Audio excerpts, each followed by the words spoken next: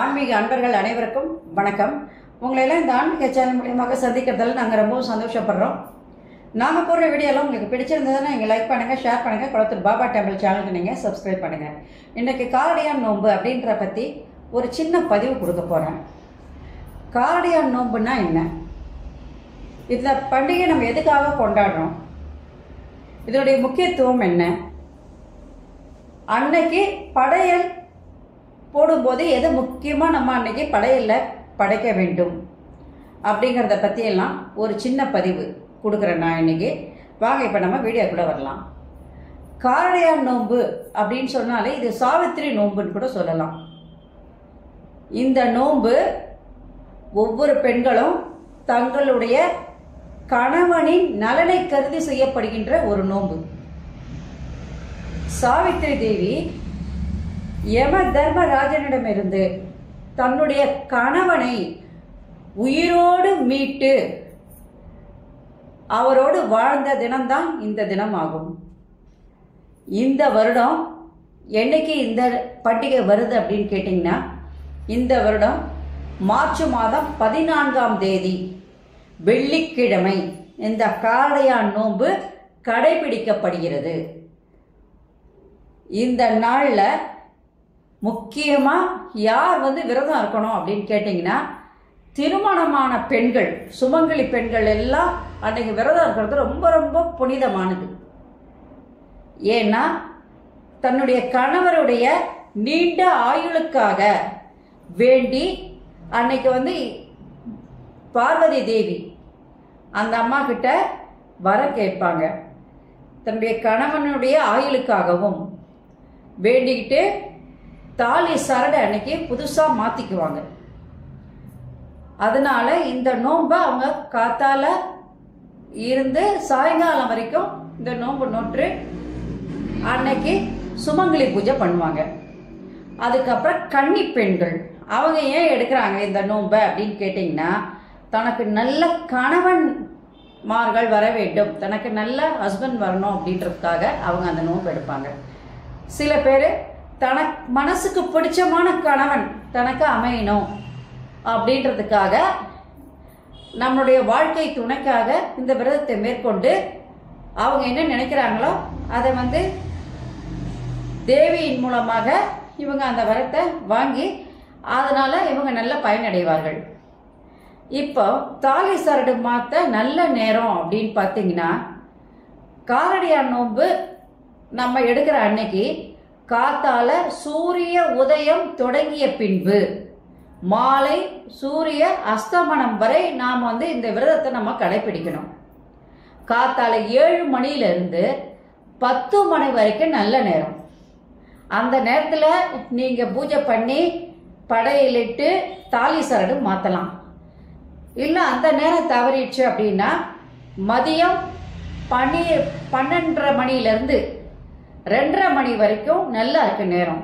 அந்த நேரம் நீங்கள் இறைவனுக்கு பூஜை செஞ்சு அதுக்கப்புறம் நீங்கள் தாலி சரடு மாற்றலாம். இதில் முக்கியமாக என்ன சொல்லுவாங்கன்னு கேட்டிங்கன்னா, மாசி கயிறு பாசிப்படியும் அப்படின்றது ஒரு பழமொழி. இம்மாதத்தில் புதிய மாங்கல்ய சரடு மாற்றுவாங்க. அதை கட்டிக்கொள்வது ரொம்ப ரொம்ப புனிதமானது. அது மகாலட்சுமியினுடைய கால்லையும் பார்வதி தேவியினுடைய படம் இருந்தாலும் சரி, விக்கிரகம் இருந்தாலும் சரி, அதை பாதத்தில் வச்சு நீங்கள் அதுக்கப்புறம் அந்த கயிறை நீங்கள் மாற்றினீங்கன்னா உங்களுக்கு மிகவும் பயனுடையதாக இருக்கும். முக்கியமாக அன்றைக்கி நீங்கள் என்ன பண்ணணும், படம் வைக்கணும்னு கேட்டிங்கன்னா, அம்மன் படத்துலேயே காமாட்சி அம்மன் படத்தை தான் நீங்கள் வச்சு பூஜை பண்ணணும். ஒருவேளை காமாட்சி அம்மன் படம் இல்லை எங்ககிட்ட அப்படின்னு சொன்னீங்கன்னா, தேவி பார்வதி தேவியினுடைய எந்த படம் வேணாலும் நீங்கள் வச்சு அன்றைக்கி பூஜை பண்ணுங்க. ஆனால் பூஜை பண்ணாமல் இருந்துடாதீங்க. அதனால காமாட்சி அம்மன் படத்தை வீட்டில் இருக்கிற படங்கள்லாம் நல்லா தொடச்சிட்டு க்ளீனாக அதுக்கெல்லாம் மஞ்சள் குங்குமம்லாம் வச்சுட்டு பூக்களை காமாட்சி அம்மன் படத்துக்கு நல்ல வாசனையான மலர்களை கட்டி போடுங்க.